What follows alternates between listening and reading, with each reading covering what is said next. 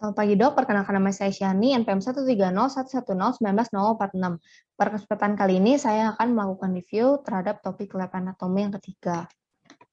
Yang pertama ada anterolateral abdominal wall, di mana anterolateral abdominal wall ini melintang dari thoracic cage sekitar rib ke-7 sampai 10 dan xiphoid process sampai ke pelvis. Untuk region dan kuadrannya, region ininya terbagi menjadi 9 region, ada right hypochondrium, epigastrik, dan sebagainya. Dan untuk kuadran terbagi menjadi 4 kuadran, ada right upper quadrant, left upper quadrant, right lower quadrant, dan left lower quadrant. Di mana viscera yang terdapat pada masing-masing kuadran dapat dilihat pada tabel sebelah kanan. Contohnya right upper quadrant ini ada right lobe dari liver, left upper quadrant contohnya ada left lobe dari liver, right lower quadrant contohnya ada cecum appendix, dan left lower quadrant contohnya terdapat sigmoid colon. Dan untuk lapisannya, mulai dari superficial sampai yang paling dalam. Yang pertama ada kulit atau skin.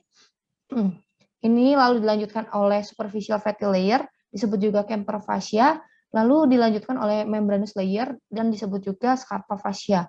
Lalu dilanjutkan ada investing atau deep fascia, terdiri dari 3 lapis, ada yang superficial, intermediate, dan deep.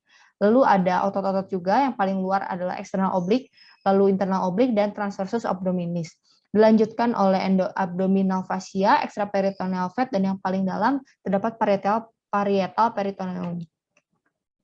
Untuk ototnya sendiri, ini terdiri menjadi 2, yang vertikal dan flat. Untuk vertikal terbagi menjadi rectus abdominis, atau yang biasa kita sebut untuk otot-otot six pack, lalu ada piramidalis, di mana fungsinya ini tidak signifikan, sehingga pada 20% dari manusia ini tidak memiliki otot piramidalis.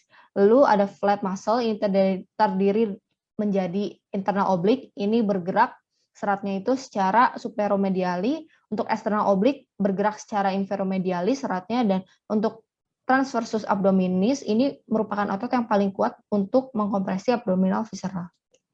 Lalu ini merupakan gambaran dari otot-ototnya dan bisa dibedakan melalui seratnya, dan yang khas pada rectus abdominis memiliki tendinous intersection, dan ini gambar yang paling kanan merupakan otot piramidalis. Lalu yang kedua ada inguinal region, regio yang melintang dari anterior superior iliac spine atau disebut juga ASIS sampai ke pubic tubercle. Dan di dalamnya terdapat inguinal canal, di mana bergerak secara inferomediali secara oblik terhadap setengah dari inguinal ligament, medial half of the inguinal ligament.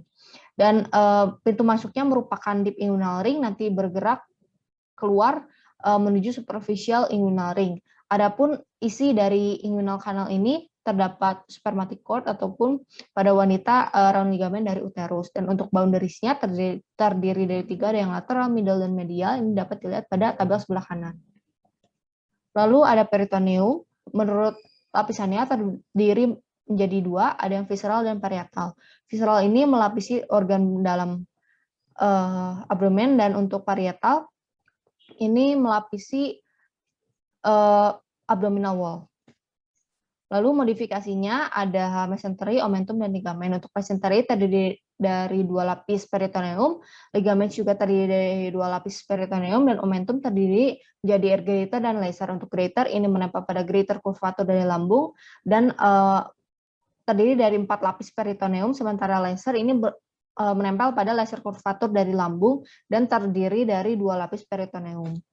Untuk organ relationship-nya ini terdiri menjadi 2, ada yang intraperitoneal dan extraperitoneal. Untuk intraperitoneal ini organnya secara sempurna ini terlapisi oleh peritoneum. Contohnya ada lambung, liver, spleen, dan sebagainya. Untuk extraperitoneal hanya sebagian yang tercover oleh peritoneum.